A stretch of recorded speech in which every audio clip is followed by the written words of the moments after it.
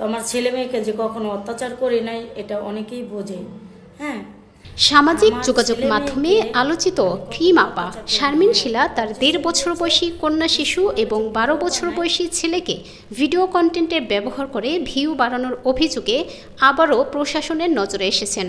Facebook ও টিকটকে প্রকাশিত ভিডিওতে দেখা যায় শারমিন শিলা মেয়ের চুলে রাসায়নিক প্রয়োগ, কানে ভারী দুল পরানো, ধমকানো, খাবার কেড়ে নেওয়া এবং মাঝে মাঝে চড় মারার মতো আচরণ করছেন, যা শিশু নির্যাতনের পর্যায়ে পড়ে বলে অভিযোগ উঠেছে।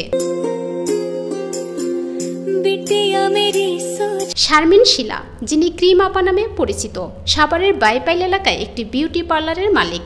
সামাজিক যোগাযোগ মাধ্যমে নিজের পণ্য প্রচারের পাশাপাশি তিনি নানা ভিডিও তৈরি করেন, যেগুলোতে তার মেয়েকে প্রায় অস্বাভাবিক আচরণের মুখোমুখি হতে দেখা যায়। শিলা এসব আচরণকে নির্যাতন নয়, বরং ভালোবাসা বলে দাবি করেন, যদিও মেয়েটির ভয়ভীতির চিহ্ন স্পষ্ট।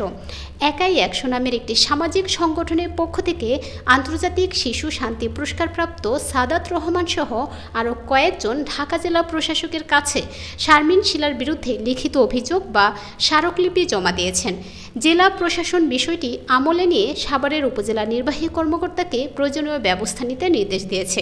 সাভারের ইউএনও মোহাম্মদ আবু বকর সরকার জানিয়েছেন, উপজেলা মহিলা বিষয়ক কর্মকর্তার মাধ্যমে অভিযুক্ত নারীর কাছে লিখিত ব্যাখ্যা চাওয়া হয়েছে। সন্তোষজনক ব্যাখ্যা না পাওয়া গেলে প্রচলিত আইনের আওতায় পদক্ষেপ নেওয়া হবে। অভিযোগের বিষয়ে শারমিন শিলা বলেন, তার বিরুদ্ধে ষড়যন্ত্র হচ্ছে। তিনি দাবি করেন কোনো নির্যাতন তিনি করেননি এবং সন্তানের কলিজার টুকরা বলে উল্লেখ করেন।